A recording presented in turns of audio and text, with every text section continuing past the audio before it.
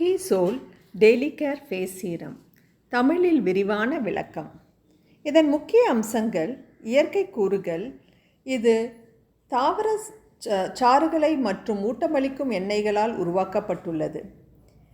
இது முரட்டுத்தன்மை மற்றும் கரும்புள்ளிகளை குறைத்தல், முதிய தன்மை எதிர்ப்பு, தோல் நிறத்தை சமப்படுத்தும், இயற்கை ஒளிர்வை அதிகரிக்கும், சுற்றுச்சூழல் பாதிப்புகளை தடுக்கும், அமைதியான மற்றும் தணிக்கும் செயல்பாடு கொண்டவை.